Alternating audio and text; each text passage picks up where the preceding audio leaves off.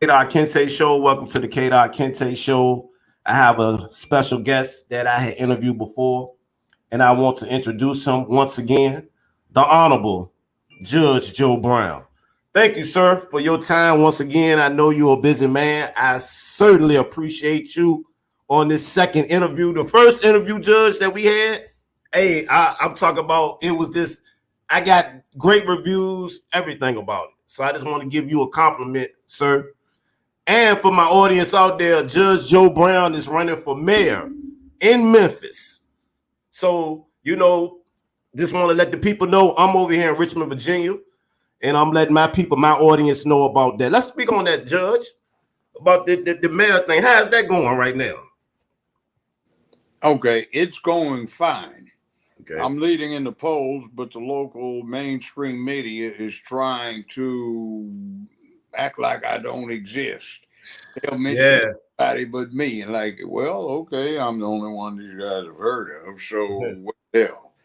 But it's because what do they call it? House cleaning. Somebody will be kicked. Like, hey, it ain't gonna be like that. Don't. Yeah. So we're going to try to take this thing. Well, we will take it back for the people, reform the police department, bring some energy in here. Yes, sir. Develop some hydroelectric generation of power. We do have this Mississippi River right down the way here. Yes. And bring in industry. Somebody can go down and take a hands-on approach to the people and inspire them to be what they ought to be. Yes. We can do this. We can make this the mecca for the country, for black folk and anybody else. And since we're getting some interesting advantages here, we can turn this into Detroit for the 21st century. But yes, sir. They just won't get what they get under the table. So it ain't going nowhere if you get it to them. Yes. Except a bigger opportunity for them to steal. So it is what it is. Yes. Now, what can we do beyond that? And by the way, you can check it out, make contributions. You can go to JJB, that's Judge Joe Brown, JJB2023.com. And you can also contribute several ways on that site because we are depending on the people, not high finance and big industry. Yes, sir. $ Judge Joe Brown 2023. That's the Cash App, but there are a couple of more ways of doing it. You can keep up with what we're going to say and what the policy points are. Yes, sir. But you are leading in the polls, though, Judge. Oh, yeah. There are about 9 or 10 people, 14, 15 people, depending upon who you listen to, that have indicated they're running. The qualification petitions aren't even available for pickup until 2 weeks. And right now, that's service. I also do sauce. Barbecue line, that's Judge Joe Brown. KABBBQ.com. We got some good stuff. It's great, actually. I wouldn't lie to you. It's on the shelves in places in California. It'll be here in the Southeast in June. And you can go online at jjbbbq.com. It's great stuff. Check the product out. I'm pretty sure a lot of people is getting it out there, Judge. Everybody, yes, sir. Yeah. Now, Judge, I want to, first I want to pay homage to you because, you're an elder and you for the youth, too. A lot of things that you've been doing for the youth as with coming on a lot of the younger people podcasts and shows like mine, other different people. I just want to pay you homage right now for doing that, for, grabbing back to the youth. Because a lot of the elders, Judge, I'm going to keep it real right now. A lot of the elders don't fool with the youth too much. I know. You're one of those that do, though. I know now. But break that, no, Judge. Break that down for my audience. I'll break it down real simply. Are we R-rated, X-rated, or what on here? Oh, we are. Oh, Judge, we everything. Okay. Go ahead and let's go. Let me give you this way. Whenever you see a person, what are you looking at? When I see a person, what I'm looking at, a human being, right?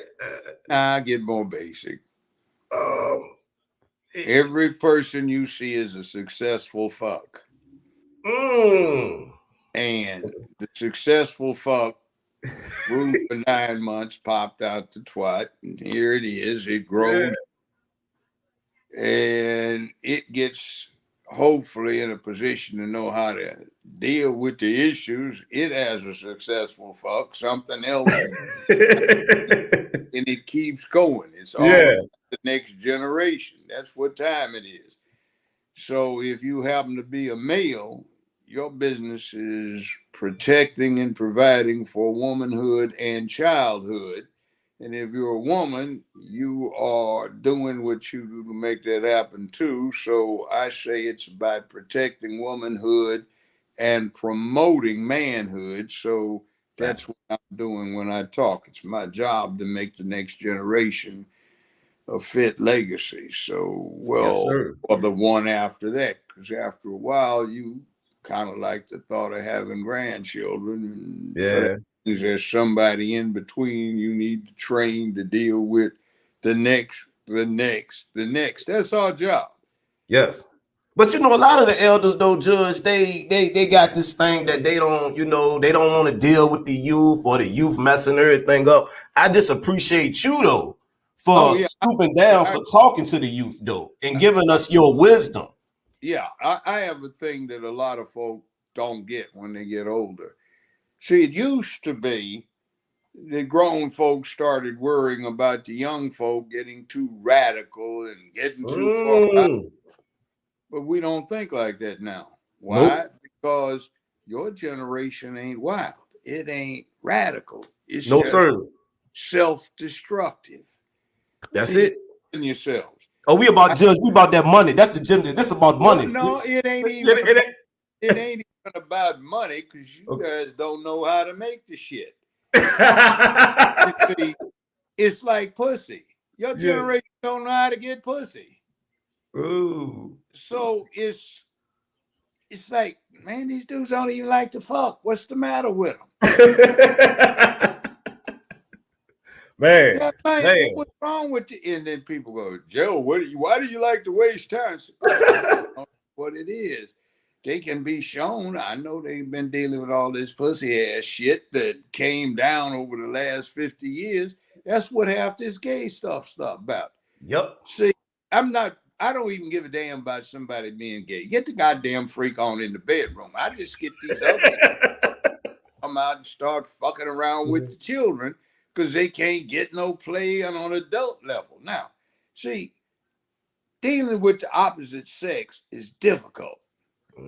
But when you get that tension, man, I got to get me some, you know, that becomes an incentive to figure out how to deal with the opposite sex. Yes, sir. Makes it worthwhile. But when somebody says, hey, man, you can get it out. I mean, it's the thing. Or tells the girl that same thing. See, that takes that incentive away because you don't have to learn how to deal with the opposite sex if you're going same sex. And then some of them can't even do that. They want to go down and get the children. Yeah. So it's not cool at all when you do that. And it's like, all of this music is horrible. I said, the music ain't the problem. The music is reflective of the problem in two things. One, it's dead. It's beginning to get stale. It's lasted too long with no change. And two, it ain't saying shit except bitching. And while you're bitching, you ain't taking time to change. Now, what do I mean about stale?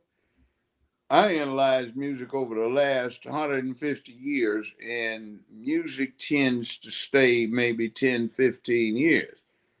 What I'm listening to now has been around for 40, 45 years, and it hasn't changed. I looked at some stuff, and I said, man, it's sampling shit from James Brown. And we sampled a lot of...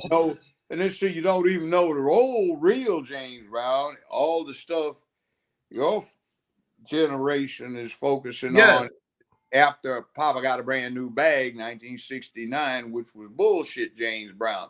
I can play you some stuff James Brown did we used to jam with. And well, you know, we sample a lot of Parliament Funkadelic. I say that, a lot of Parliament that, you know, in this Man, that's 50 years ago. That's a whole goddamn half century. Yeah. Oh, we sample a lot. We sample a lot of y'all stuff that y'all listen to. We really do sample a lot of that. Yeah, but that shit's elevator music now. Yeah. I mean, when it was contemporary, you couldn't find it except in the big cities on a black specialty radio station. Well, I'll say this, Judge. I'll say, well, in this era, because I'm 43, I'll say, well, when I was coming up in the hip hop, we was sampling a lot of y'all music that was coming up. But nowadays, I wouldn't say they got their own little type of situation going on. They sample a little bit, but they don't really sample too much. And if they do sample, they sampling what we did. Far as with that. And let me tell you what the real problem is with it. See, essentially what's going on is poetry put to music. But the problem is whereas somebody had to devote a long time in life learning how to play the instrument, somebody gets the whim, they get the electronics, they get the computer shit, and they've been playing 4 or 5 years and don't really know how to master the instrument. They don't have the voice command and control they have. They're basically talking. And it just comes out that way. So what is it? And it gets dead. It's like bitches and hoes. Goddamn. I was listening to one thing. These fools said bitch and hoe 47 times. I mean, you even got the women saying it though, Judge. It's not just I know, but you see what's going on with it. Yeah. It's a product of propaganda. See, you had some people 55 years ago that hated men, lesbian, hated that they weren't men, feminist, hated that they weren't strong men, beta boys, soy boys, nerds, dorks, dweebs, okay, hated that they weren't normal men, gay folk, not all of them, but some, hated that men because war was a man thing, and all these people were trying to tamp down masculinity. They took control of Hollywood because the movie industry was in trouble. And they set up this thing to get the bucks in from the populations that hadn't been catered to before, and that was black exploitation. And they took the opportunity to glorify dysfunction. So instead of the brother getting a job, working hard, doing courageous shit, he's a pimp. He's got hoes. He's a drug dealer, burglar, thief, robber, gangbanger, rapist, whatever kind of bullshit you can think of. So that got glorified. They told a lot of stuff over and over and over. And this shit's been going on for 50 years. And there's a propaganda truth that the Nazis knew well. Tell a lie long enough, loud enough, you can get anybody to believe it, including a liar. So for 55 damn years, they've been spreading bullshit, and the people have been picking it up. And as a consequence, the girls are even thinking bitches and hoes. Yeah. And we use this N word and see, oh man, it's our word. No, it ain't. See, you know what it is? It's like when a girl says bitches and hoes, it ain't softening it, because you know what it means deep down in your conscious, subconscious. And anytime you're a woman and you use bitch and hoe, you stabbing a stake in your own heart and you don't know it. You say that N word, you putting a stake in your own heart, you don't know it, because you know what it means subconsciously. So when you say those things to yourself, you're saying them to yourself, and yourself, you are adopting them. So you got to understand, but you see, you even have been brainwashed into thinking that shit's okay. All right. So one of the keys I did learn when years ago, half a century ago, I studied propaganda in political science. Is like you can tell when it's working when the target starts referring to itself in the terms you are using to describe the target. See, didn't anybody say nigga back when? Yeah. They stopped. And what was going on is in the early 70s, when that welfare check got to be all this, that, and the other, and you didn't get the check to take care of the babies, you had the babies to get the check. And I can remember in the early mid-70s, I was running the public defender's office in Memphis. I'd moved from California. So I'm going around and I'm sitting in the kitchen in somebody's apartment in the projects. There'd always be 2 floors. And they've got all these, I thought the first couple of times I went in there, I said, damn, why are the girls in here? I'm looking at 12, 13, 14-year-old girls, and my client's 19. She's the oldest. And I'm looking at 10, 12, 15 of these snot-nosed, dirty, filthy, stinky kids that haven't had a bath in 3 weeks. Shit, pants, diapers ain't been changed. Wow. And wow, you mean this 12-year-old is the mother of this 3 years old? She must have been 9 when she had it. Yeah, she trying to get her dick. Yeah. And you have 4-year-olds giving the 2-year-old a bath and damn near drowning the kid if they don't scald them. And holler, you little black ass pickaninny little motherfucker, come and give me my cigarettes, asshole. I say, why you talk to your kid like that? He ain't shit, just like it's no good in ass daddy. Damn, give me a beer, little motherfucker. What's the matter with you, woman? Now, okay, all right, now, Judge, I feel you on that, but now I want to tell you, I want to think where the word nigga come from too, and nigga, I want to. Nigga came from contraction of Negro. Now what about? Okay, now what about the comedians though, such as Richard Pryor? They full of shit. Richard Pryor would never refer. He didn't do that. Yeah. And if he used it, he said it like in the comedian but form. He said it like this. He said, "Not nigga, what we gonna do, man? You my nigga." He didn't say that. He'd say something like, "You can tell these folk coming in here, foreigners who are trying to get these classes, and they practice saying nigga, nigga, nigga, nigga, nigga, nigga." And then say, well, you got it right when you get your ass kicked. Yeah. See, that's different than you my nigga, and it's some white boy talking to another white boy. Okay. So let me ask you. I want to ask you the difference goes in this, and I don't like to use that word except derogatorily, trying to insult somebody. I don't care who it is. I'll use that derogatorily, but that's like, motherfucker, I'll whip your goddamn ass. So Judge, like, okay, this one thing I want to ask you, and I want to know what you feel about this. Steve Harvey, right? He's a comedian, and all of a sudden, he's a judge, and I definitely wanted to ask you about this. Bullshit. What do you feel about that? I know Steve Harvey, and my niece used to help him find a place to park his car so he could sleep in it. Okay, I know his wife when she was in Memphis. She and my ex-wife used to hang around, and I knew her previous husband and the dude before that was doing time in a federal penitentiary for drug sales. So, yeah, okay, ain't no judge. So see, that takes skill and application. That requires being learned in the law, wise in the ways of the world, and experienced in both. And it ain't that way. Now, Steve is funny sometimes. Yeah.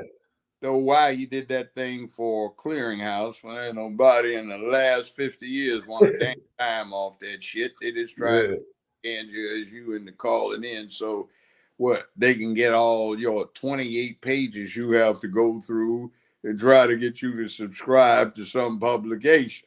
Which bullshit. Ain't nobody winning on money. Yeah, so now, Judge, we had another, elder, I won't say another, but an elder that passed away. And I wanted to know what your opinion on him. Did you know Harry Belafonte like that? Well, let me say this. I didn't know him. I met another one who passed away. Okay. Sidney Poitier.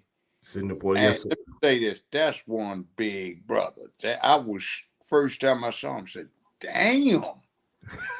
Like way up there and buffed out even in his old age. And he was personable, talked to everybody, had a lot of knowledge and information. one of those walking encyclopedias. I said this is kind of an obituary for Mr.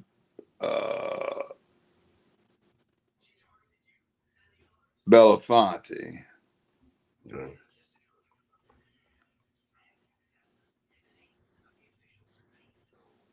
I said he was a celebrity who knew what he was doing and paid his dues. He entertained, but he put it on the line. He used his talents to entertain and spread the righteous word. He never advocated for dysfunctional foolishness. He was strongly for the people. Now, when the stuff was hitting the fan, not just peaceful nonviolence where it was in a safe atmosphere, he was actually out there when they sicked the dogs on people and took the water hoses and took the clubs, and he took his money and he bailed King out of jail, Abernathy out of jail, you name it. So he was one of the Now, real celebrities that did stuff, yeah, did he stuff with did people. stuff. He was there, and you could see him dodging the water hoses and the dogs. Harry Belafonte, we put a circle around him, you know. Yeah. Even saw him throw a punch or two. So it is what it is. That's different than what we have now. Yes. Yes. And see, the other thing is, if you're gonna lead, you have to lead. That means you can't talk about I had to do this because I had to make the money. Because if you think you had to do something dysfunctional because you had the money, you don't know how to make money. You see, in other words, you see that right now with Lemon Bud. Yeah. Don Lemon. Yeah. Yep. Lemon Booty. So what they let him go though for, Judge? You just let him go? What's your opinion on that? I mean, part of the exercise is he was a pet dog.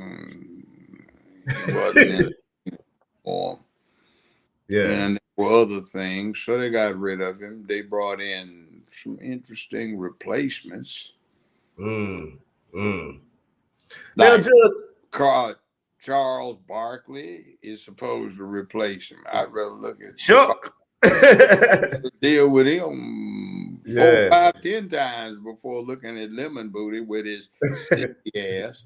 Now, that's his right to get his freak on in the bedroom with his white husband. But, you know, is what it is. I wonder which one pitches and which one catches, you know, or whatever it is. But all that sick anti-black, in particularly anti-man bullshit needed to go. Now, where is that anti-man shit going?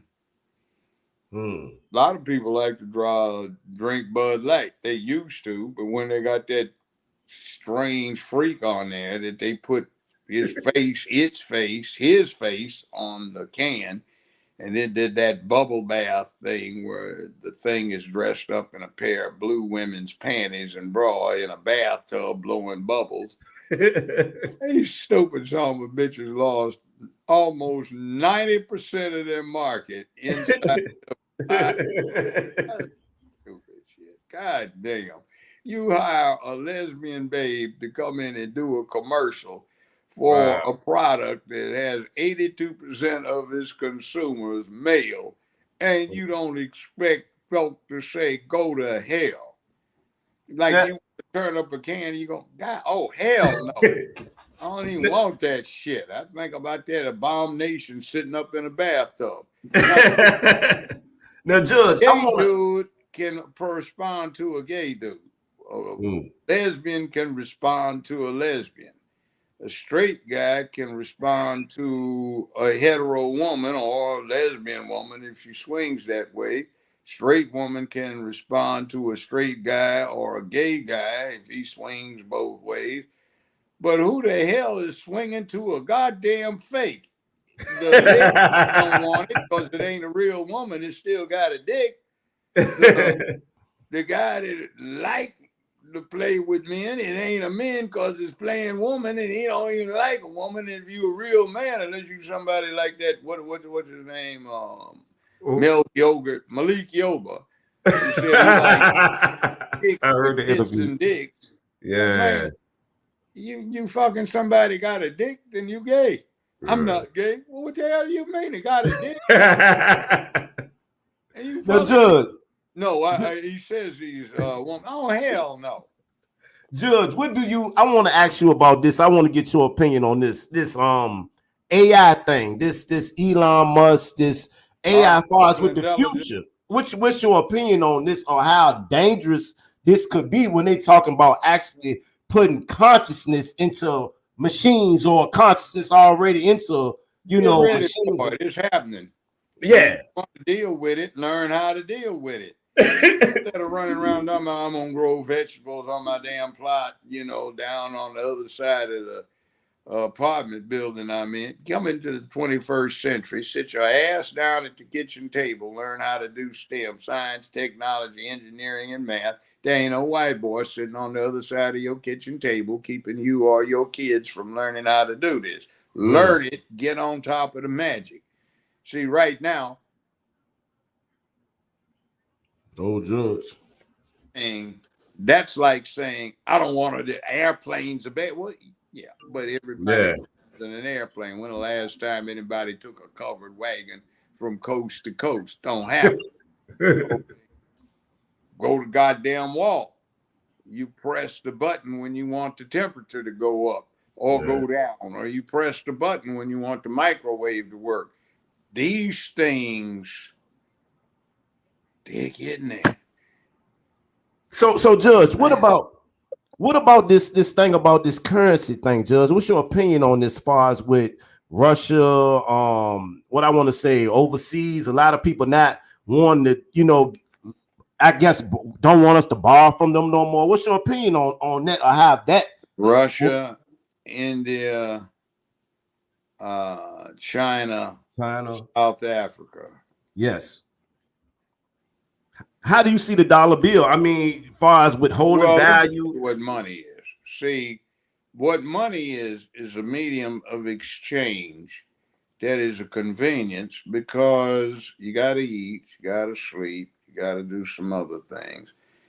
So let's say you've got 283 head of oxen, 417 herd of cattle, 96 pigs, and et cetera, and 54 camels. You are accounted a wealthy man, but you can't take all that stuff around with you. So you take something that people will accept as a representation that you have that. That's called money. Now, money can be ice cream sticks, seashells, fancy rocks, gold, silver, but essentially, whatever a powerful governmental entity, or the king, or the chief, or the potentate, or the caliph, or sultan says is the money, is the money. Now, as far as the American dollar goes, they have Ohio class nuclear ballistic missile submarines lurking under the Arctic ice caps, assuming they don't melt too soon. And they've got a replacement they're supposed to start on. They've started on. And as long as the country has the balance of the thermonuclear warheads in the world and can incinerate everything and blow it back past the Stone Age and fry the roaches too, you can pretty much dictate what the hell the money's going to be. Now, in cooperation with other people, you might decide to change the money. But if the U.S. government, with its military acumen and might, decided that it wanted to make ice cream sticks, assuming they could stop them from being counterfeited money, then it would be money. If they want to go to electronics, fine. But it's not so fine, because we have power outages all the time. We have cell phone. Oh man, my phone ran out of battery. Got any place I can plug in? Well, sometimes that happens. And if you can't plug in, or you are run down, or there's nothing to plug in to because the power is down, then you're fucked. You have no medium of exchange. See, you have no evidence. Now, sometimes a person's promise becomes binding. If you deal with people, you don't need anything but a handshake. Yeah, man, I'm good for it. Okay, I know you're good for it until you fuck up and you're not good for it. But you see, most people you don't know. And in that case, you need something to stand in, guarantee a marker that is recognized. That's what money's about. Yes, sir. You wonder why the United States is no longer on the gold standard. Have you ever seen Wizard of Oz? Yep. You know what it's about? See, it's a political satire. The wizard was the governor of Kansas. He was advocating when he was threatening run for president that we had to get back on the gold standard. The yellow big road that everybody's skipping down, that's the gold standard. The straw man, the scarecrow, there was somebody known as the scarecrow. The tin man, there was somebody in politics known as the tin man.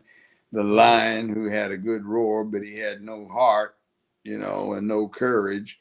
All of these people were real political animals, real political people that existed. The problem with gold is there is a finite amount of gold on the planet that's been mined. There are places where you might discover some, but that's chancy. Yeah. And you see these things on the channels where they go out trying to find gold and they get a little bitty amount, and they spend all of this. Well, let's say that you are on a gold standard and you invest $100,000 worth of gold, and somebody else invests 100,000, somebody else invests 100,000. People buy into it, and what you buy into is now worth 250,000. In other words, you are expecting your investment to increase, so the 100,000 becomes 250,000. Little bit of that, you got a problem. If you're on a gold standard, where's the gold? Because at some point, when the value of your investment increases to a certain level, there's no gold to cover it. So what you gonna do? That means everything stays down and nothing can get above that. Yes, sir. It keeps inflation down, but you can't earn anything past a certain point. And then people are wanting to maintain the security of their gold, so they bury a lot of it in the backyard or out in the woods someplace and draw a map where they can get back to it. But that takes that gold out of circulation, so the supply keeps getting smaller and smaller and smaller. And that means there's less to invest, fewer jobs that will develop because there are fewer employment opportunities. So it's not what people think. And in essence, these are things we don't like to talk about in these days, but might makes right. Power to the people. As Mao said, power comes out of the barrel of a gun. Motherfucker, I just kicked your goddamn ass. What the fuck you gonna do now? See, that's how things actually work in the real world.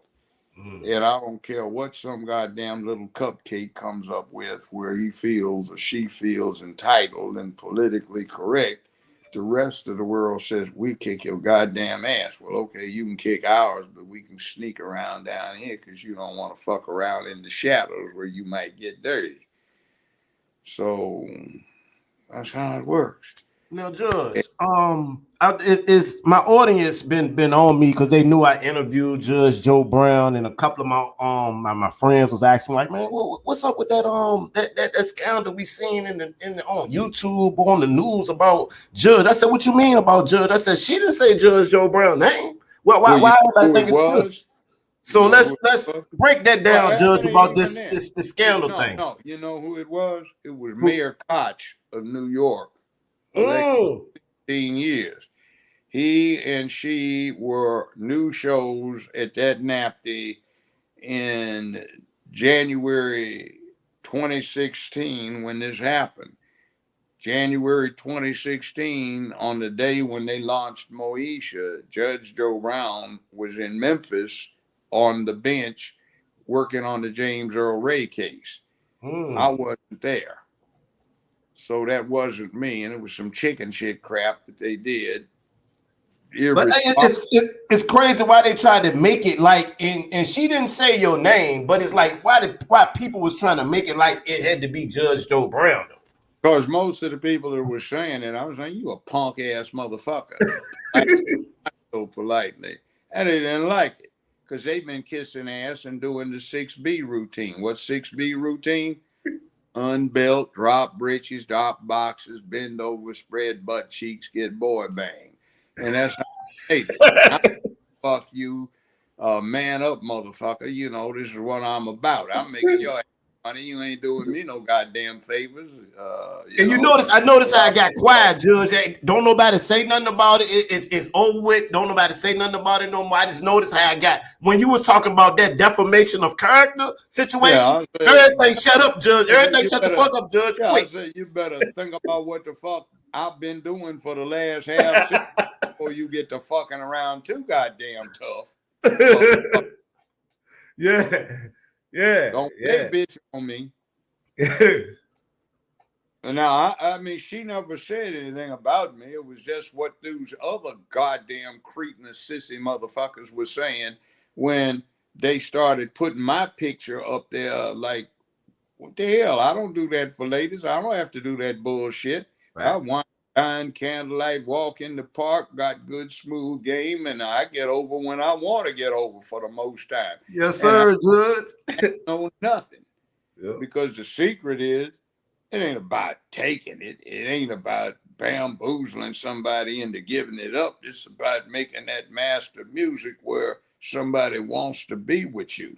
And I'm about protecting womanhood anyway. So it ain't that.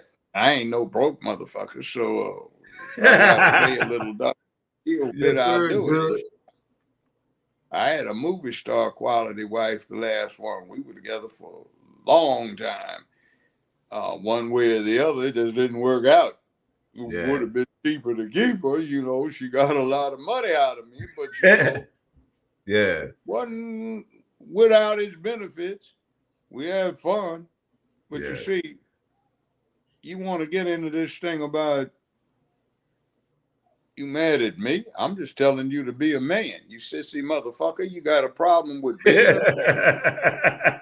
And you're embarrassed at a man who has made what he got by being a man. Not no punk playing around make-believe shit.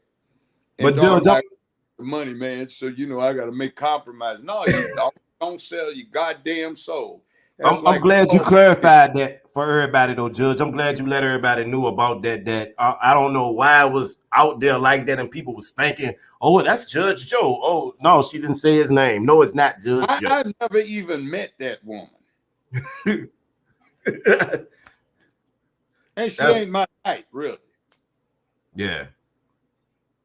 And then she's nice to somebody. But and then for what she said, Judge, and then what she said on the interview, she said, well, he just turned me around and just started kissing. I'm like, that's not even Judge Joe like style. It seemed like he wouldn't even do nothing like that. So I mean, what you do, look, young brothers, if you're trying to get over, quit trying to get over.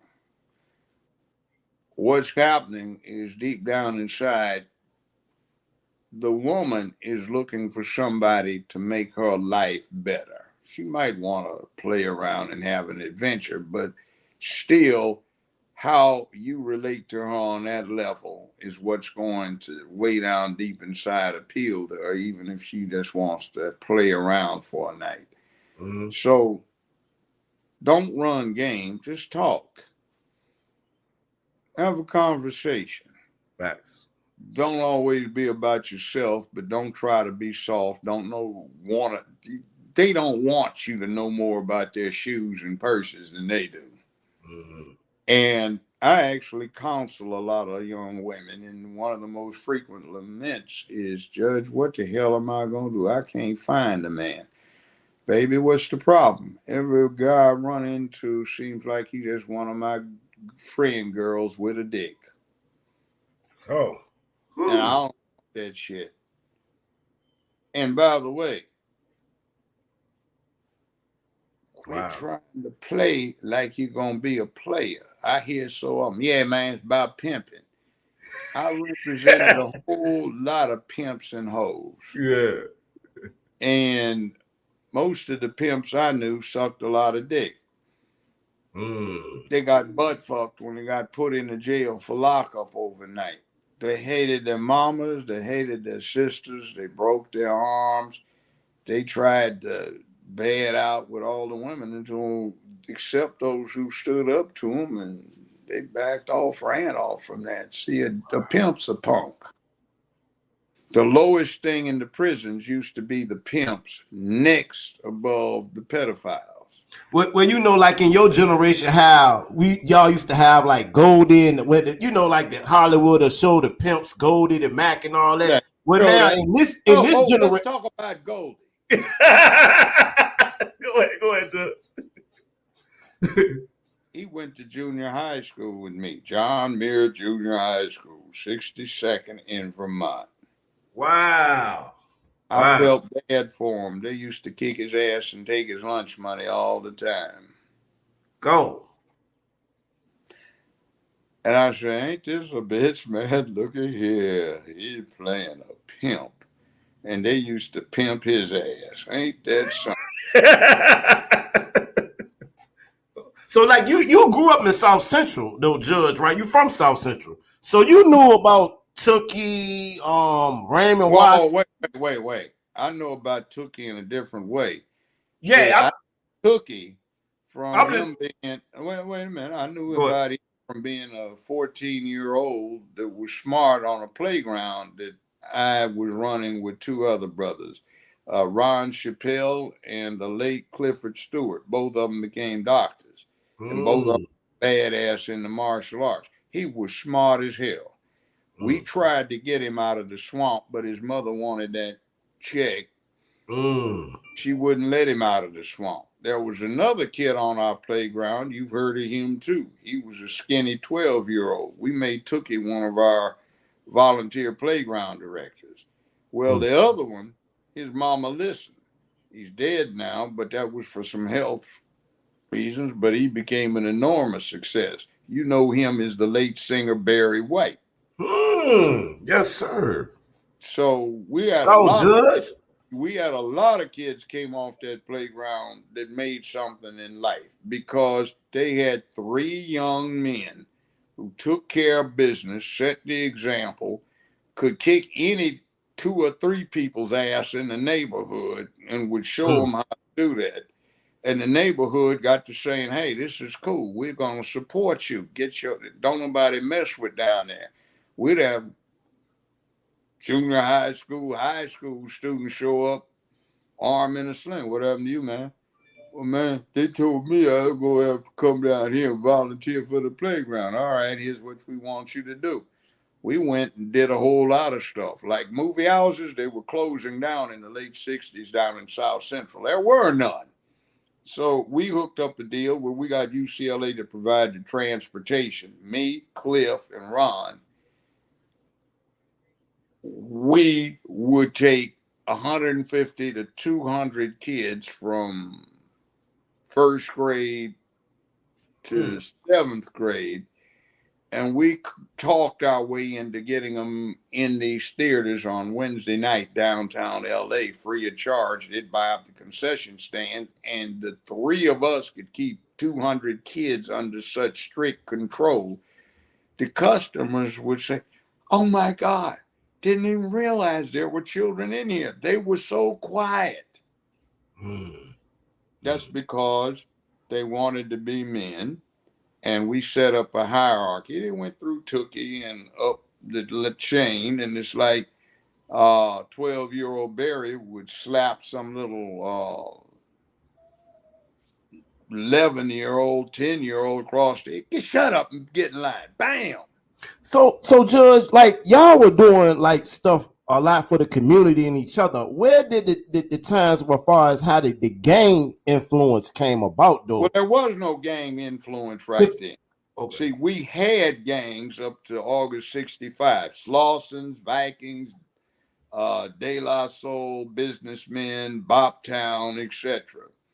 Dale Viking. Mm. And I can remember a scene. I was visiting my fine ass girlfriend. I graduated from high school, enrolled in UCLA, and I went to pay her a visit. She was off with her daddy, so her mama asked me to walk to the corner store about a block away. And I'm down there, and some dude on the corner, hey man, where you from? I said, nowhere. Fuck it, man, you cool, gone. So I just watched. I went and got her the loaf of bread she wanted, and I'm coming back out there. And he said, hey, man, where you from? Bobtown. You cool. Where you from, man? De La Soul. You cool. Where you from? Bobtown, man. Where you from? Businessman. Make your run, fool. Bam, bam, bam. Popped 3 caps at him. Didn't hit him. Now, when the uprising was over and they had to call in 15,000 troops to put everything in order, when LAPD got run out of there, I just happened to be running an errand for my lady friend's mama again. Same dudes out there. Hey, man, what's happening, man? Burn, baby, burn. All right, man. Hey, man. Hey, look, man. Oh, man, I want to apologize to you, brother, for trying to bust you out, last month. I didn't know no better. Now, let me tell you what happened. For 18 months, there were 2 black-on-black homicides. One girlfriend shot her boyfriend, and one woman shot her husband.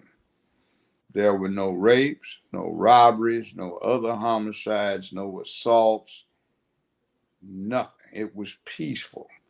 Everybody got it out of their system. LAPD wouldn't come up in there except they were riding 5 or 6 deep in a squad car looking straight ahead instead of trying to challenge everybody. It was working fine. Unfortunately, Johnson went a little too far. Black folk were looking at Johnson, Lyndon Baines Johnson, his great white daddy in the White House. And I mean, people were enormously dependent upon him because he was making a difference. He was not like they portray him now, nowhere near. And you have to learn something about what he did. He came out when he made his first State of the Union saying, he said, some people think that I'm going to be like I was. I'm going to disappoint some people and surprise some other ones. When I represented a small district in Texas, I represented them well. When I represented, etc., he said I became a good Southern bigot because that's what was expected in my district. He said, when I became a United States Senator for the sovereign state of Texas, I acted in line with the interests of all the people. He said, I'm president of the United States of America. That means all of the people. And I'll start with Negro people. That includes them. That includes white people, Chinese and Japanese people. I'm going to be the president for everybody. Now, we have the Civil Rights Act of 1964 that everybody, John F. Kennedy that everybody loves, didn't do shit. Not shit. He introduced a very weak-ass civil rights bill that wasn't going anywhere. So LBJ said, you can vote against these niggers this year, 1963. Next year, you're going to vote for them. And I got something for your goddamn cracker ass. He said, if you don't do what I tell you, I'm going to make you look like a commie-loving bastard. So what he did is he withdrew Kennedy's weak bill and substituted a much stronger one. You know how he got it in? Yeah. Smart. He made it a military appropriations bill that says, whereas the United States of America is engaged in a life or death struggle with the forces of communism and totalitarianism, whereas the troops and military personnel of the military establishment of the United States are our first and foremost defense, whereas the morale of the troops is paramount, whereas these troops have been long integrated, whereas the base commanders cannot ensure the appropriate, fair, etc., treatment of the personnel on their military bases, nor their families, nor their loved ones, be it resolved that we need this Civil Rights Act to protect the integrity and well-being of the United States from foreign incursion. So he smarted it up. He made it an anti-communist bill, and the white boys had to pass it in the South, who had been voting against it. Now he's a big old dude, 6'5", and he'd lean on somebody. Let me tell you what you gonna do, boy. And now, see, people don't know this. He got elected to his first office this way. He decided he was going to set up a special school for Mexicans and black folk. And he was one of the teachers. He was teaching literacy. And the sheriff killed his dog. John Wick shit, I guess. And he got pissed off. So he got him and his beer drinking buddies to go around and register all of these blacks and Mexicans to vote. And on election day, he had his homeboys pick everybody up in pickup trucks and take these blacks and Mexicans to the poll. That's how he won his first position. So he said, I'm going back to that. Now, he came up with some stuff.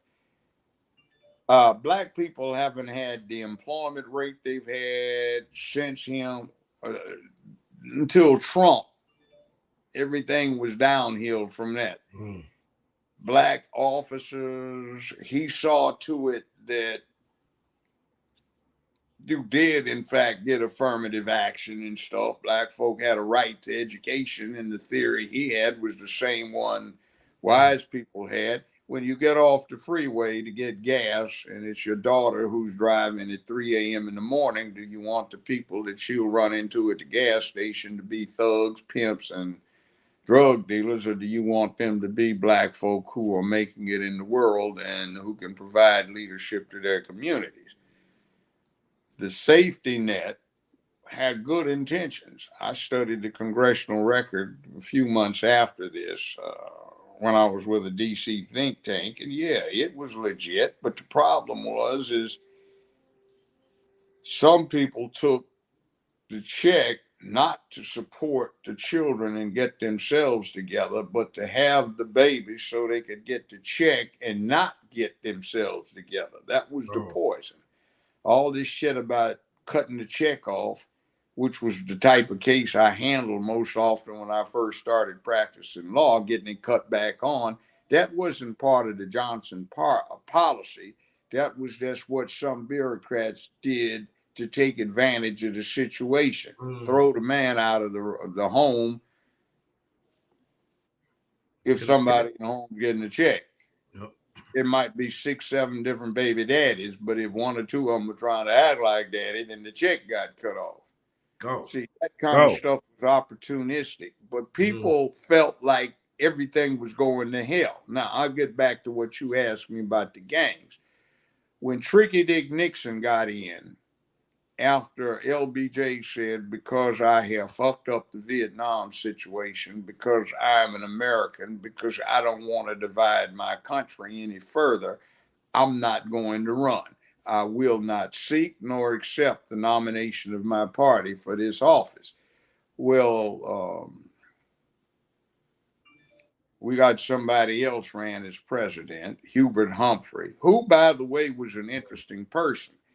The AKAs are bragging that Kamala Harris is the first vice president who is a member of a black Greek organization. That's not true. White boy, bald-headed, white boy, blue-eyed, tall, big, bald-headed, blue-eyed. Hubert Humphrey was made the hard way with a lot of wood up in Minnesota in the late 30s and again in the late 40s as a grad student with Alpha Phi Alpha. So he was a member of a black fraternal or Greek organization way before Kamala Harris. So how do you feel though, Judge?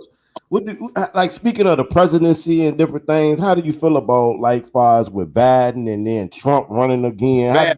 Biden is a fucking asshole. I know you don't like him. Dog. I heard that perverted son of a bitch in 1972 delivered one of the most derogatory speeches I've ever heard about black Hey, folks. Judge, you got me a million views by saying that. You got me a million views on that. After Faubus, Stennis, Strickland, Bird, and I think George Wallace was on the stage introducing them as a great white hope. But back to this. Ooh. When Nixon took over, black folk gave up hope. Said, great white daddy, LBJ is gone. Oh, shit, what are we going to do? And then see that other fucking pervert, J. Edgar Hoover, with his sissy ass, who, by the way, was a black man. The Smithsonian Channel is even saying that. The American History Channel is even saying that. His parents got run out of Louisiana by the Klan for trying to pass for white. Hold on. You talking about J. Edgar Hoover, FBI? Yeah, and if you see pictures of him, he's a real effeminate looking guy, and he looks black. He doesn't look like an old liver spotted, large-eyed white boy. Oh, you should see what it looks like. So nothing worse than somebody that hates himself to hate his people. Now, back to that. They'd been doing this thing where they had infiltrated everything. SIS unit, LAPD, Special Investigative Services, etc. They had all these Negro flunkies and sellouts and pimps and hustlers that were on their payroll, or likely to go to jail. It got to the point all around the country you couldn't trust anybody. And years later, if you took the moment to go under the Freedom of Information Act to see what was going on, you see all these redactions, black lines through all these people. I know who that is. I know who that is. Damn. They were working for, oh shit. See, so nobody trusted anybody. And I was doing substitute teaching, high school and junior high in the LA school system at the time. And aren't you Brother Joe? Yeah. Man, my uncle was telling me about you. Yeah, okay, fine. I was in my 20s, okay. I did some things with the playground and with the movement, and all of us we weren't nice. We were not nonviolent. And in the process of restoring public order to the neighborhood from 65 up to about 68, things got done. Now, what happened, Brother Brown, that's what the students called me. Brother Brown, oh, my brother was telling me he was a Dale Viking. What's that about? A gangs? Cool? No, you don't want to get in the gangs. Folk in the gangs didn't have daddies. And they were little crybabies, snot all over the face types in the 5th and 6th grade, 7th grade. They joined a posse and then they try to be badass, but they don't have it on their own. They had to back folk up. That movie Singleton came up with, Boys in the Hood. That was in the Crenshaw area, but I was over on 58th Place in Normandy. Same kind of situation, different era. South Central, but they didn't call it that then. That's what it became later. Well, there were the gangs that everybody had to work around, and then people who had dads or families at home. And these little crybabies posseed up in the 7th grade. And what we'd have to do is, when the gangs would fuck with you, I like to go by the elementary school playgrounds where they still wanted you to come back and hang out. And they had these carom sticks. Caroms are a board like a small pool table. And they were kind of flat disc with a hole in them, rounded. And you'd shoot them in the pockets and stuff. So you take 3 or 4 of these sticks and take big rubber bands. And when somebody in the posse, the gang, was trying to fuck with you, you'd single them out, ambush them, and beat the shit out of them one by one. So, yeah, that's me. You want to fuck with me, you come on again. You better kill my goddamn ass, because I'm the worst fuck out of you and knock every tooth out you got. Well, Judge, in this generation, they ain't fighting in this generation, Judge. They don't. They got to pop a cap because they too sit there and duke it out and see what happens. Now, that being said,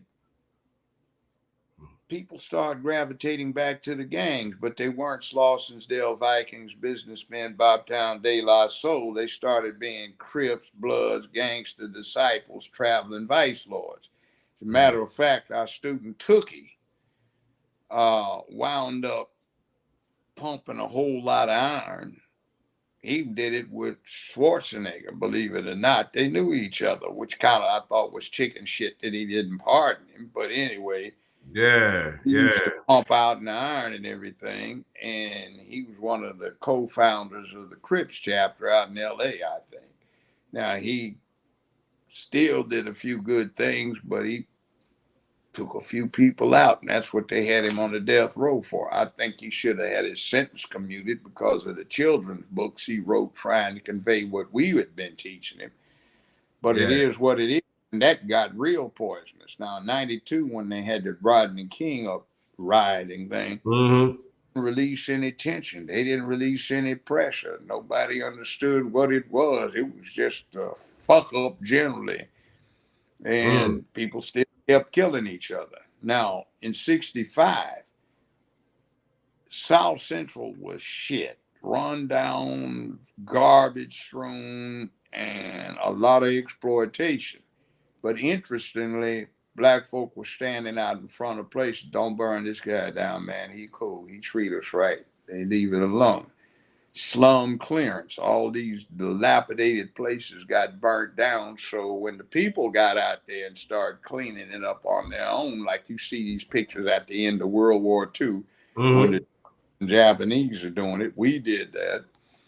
And we cleaned it up and we started having new development and a lot of community action going on, black business and everything else, blacks into politics, and word started getting heard. But as I said, we had these folks that were selling out. A lot of them are militant, and they've started holidays that are still celebrated by black folk who think they know what's going on. And I'll tell you this call for unity is good, but you better be damn careful who you're unifying with, because a lot of them will be pimps, hustlers, simps, snitches, agents, and shit. And there's a book, two of them, Glass House Tapes and Glass House Tapes Part 2. There's a guy named Louis Tackwood who wrote them. We knew Louis Tackwood. He was supposed to be a medic who had gotten back from the NAM, and he was helping everybody with their injuries that were suffered in doing what we did to try and get things straight. We weren't nice, I said. And he knew a lot of us. And I remember I was in law school and I went to view this murder trial because we were told there was some novel issues. Well, they trotted out this witness, Louis Tackwood. I was saying, did the brother turn to a snitch? And would you state your name, please? And Your Honor, we call as our witness here Lieutenant Tackwood, commander of the Special Investigative Squad of the Special Investigative Services Unit. I said, oh, shit. Dang. But he wrote about it. He talked about how he got Captain Franco Diggs killed on purpose. They wanted him taken out, so they put him in a jail cell next to some gangsters, and he was talking about this dude snitched on me, blah, blah, blah, blah, blah, and started saying some things. So they let these guys out of jail. You know, charges are dropped, but they wanted them to hear that. Diggs turned up dead 3 days later, and I wound up directing traffic at his funeral. Wow. When we were out there. Okay, Angela Davis. I knew Angela as a personal friend. I'd worked on some of those guns that You knew Sammy Davis Jr. and all them too? No. I'm talking about gunsmithing work where needed to repair something broke. So I fixed them up for. Louis Tackwood talks about how he worked with LAPD's burglary squad to burglarize those guns. There was a young man, 15 years old, who was crazy. He was blood kin to one of the people in the Soledad Brothers group who were up in Kern County at the courthouse. They were going to have a hearing, so Tackwood rented 3 vans. One of them, he put the guns in, gave the kid the key, and told him everything was depending upon him. He had burglarized Angela's pad with the burglary squad. I think it was West LA precinct, LAPD. They went in and did that. No, it was 77th Street precinct, and they went in and they were the ones that did all that kind of crap, and they put them in the van. And the whole deal was because Ronald Reagan was saying that communists had infiltrated the University of California. The LA Times challenged him to find one. He said Angela Davis. They said for real, when she was a 17-year-old freshman, she joined the Che Lumumba Club. That makes her a dangerous communist. No, really, she is.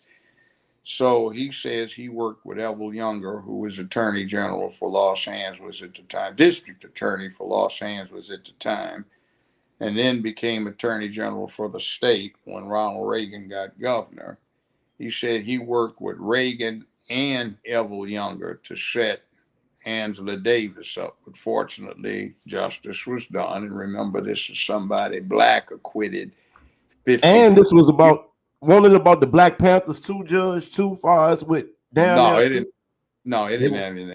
Okay. Black Panthers they were defunct. Why? Because they had too many infiltrators and people went on and did other stuff. So by 1969 and 1970, the Black Panther Party was, people had other things to do. It was dangerous. And at some point, you have a group of people who are trying to be revolutionary for the people. And a lot of people came in and they had just gotten out of prison from having been in those old gangs. A lot of the Panthers were Slausons, and rivals with us organization where a lot of them had been businessmen. So it culminated in a fight over Black history teaching. We had a Black history department we set up.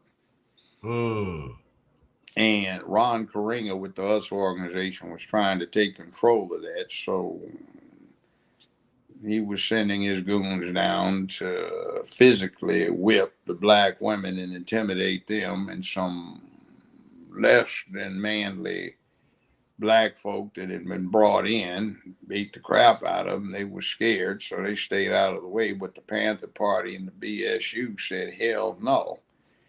And there was a standoff. There were a couple of meetings. It got real dangerous. There was some serious hardware, including a few hand grenades present in the assembly. Fortunately, nothing happened to provoke the usage of those things. And then we had a meeting in Campbell Hall on campus at noon. There were 42 people, broad daylight, who were witnesses when 4 members of the US organization assassinated John Hudgens and Bunchy Carter. They shot Bunchy in the chest twice, and they shot John in the back twice. John set up with a .357 and fired 6 shots at them as they ran down the hallway. Ran right past me, hit one of them in the back. I went in. John fell back. Blood was coming out of his mouth. I went to check the rest of the premises, found Bunchy. He was propped up on one elbow, groaning, and blood was coming out of his mouth, and he collapsed. So Elaine Brown and I went back to clear everybody out of the building. They found that somebody had fired 4 shots in the back of my chair in my office on the 3rd floor. And anyway, we came back down. I'm coming downstairs real fast, and the door snatches open. This cop puts this pistol straight up. Don't move. I said, I ain't breathing. And I skidded down 4 stairs with my hands in the air. So They got us in a room and handcuffed us for 5 hours to chairs. And interestingly enough, the vice chancellor of the university was black, and he was acting chancellor. And they had a luncheon, chancellor's lunchroom, where they had several European chancellors representing major European universities. Well, LAPD kicked in the door, rammed a shotgun in his chest, handcuffed him, and with the shotgun in his back, marched him almost a mile across campus in front of all these students to handcuff him there too. Real racist, right? The chancellor. I mean, it got rough. So that's 2 people dead. And then Nathaniel Clark wound up dead. And they started trying to suppress everything. And then one handkerchief head Negro went around and gathered up everybody's guns that we had left over at the sister's apartment so they wouldn't be found. And this fool brought them all back to campus, put them in a paper box, cardboard box, and set it right in the middle of campus at the foot of the stairs so the police would find them and people were disarmed. Wow. And this guy, by the way, became a consultant later on about being expert on black militantism and such like. And he reminded me much. Well, he's dead now. I told him I owed him an ass whipping until the day he died, but he died about 15 years ago of a heart attack. Oh, man. And Barack Obama much reminds me of him. He did another thing too. We needed that Negro to make a stand and see. He showed how punk he was because he didn't get in the front door like the original bunch of us did. And when I got in UCLA in the mid-'60s, there were 145 black full-time students out of 62,000 full-time students. So, Judge, I want to. Let me finish this story. Go ahead, because the people was asking something about your mayor thing. But go ahead, finish, though, Judge. Yeah, there were 73 full-time black grad students and 72 full-time black undergrads. Okay. Well, we went and kicked in doors and destroyed some things and intimidated some people, and we got the faculty to agree to let in addition to regular admissions, a special block of 250. Well, we got that 250 in, and they were cool. The second 250, they weren't. And this clown was one of the second 250. And what he did was, brothers, it's not that I don't appreciate the sacrifices you've made for me and the risk you've taken, but I can't afford to jeopardize my career, so you'll have to go on without me, but I'll be there with you in spirit. So we grabbed him and we drug him there. And LAPD was there, LA County Sheriff's Department was there, California Highway Patrol was there, Ventura County Sheriff's Department was there, university cops were there, and this dude was panicking. He was shaking so badly he couldn't stand, and 2 brothers were holding on to him so he couldn't run and fall, and he pissed his pants. He had gray pants on, and a big line of piss went down his left leg and a puddle of pee at his left foot, and they just dropped him. He fell down in his own piss, and he was too scared to get back up for a few minutes, so he got up soaked all over in his own piss and took off on a dead run. Now, that's the kind of person that a lot of people I see on Twitter, Facebook, Instagram trying to be badass, they remind me of this guy. So sometimes it kind of gets me a little peeved. You nothing but a sellout? No, I'm not being a sellout. I'm just trying to tell you what the real history was, because you stupid ass, I was actually there. I know the people. And by the way, the issue you're talking about now, we had meeting after meeting for 2 weeks on this shit, deep into the night. So I know what the motivation was. It wasn't cool. This one was cool. So don't tell me about this. And plus, your ass wasn't there. You just talk good goddamn bullshit game. You didn't get shot at. Hell, I've been shot twice, goddamn it, from shit like that. All the folk I knew that died trying to be behind the movement, it was not safe.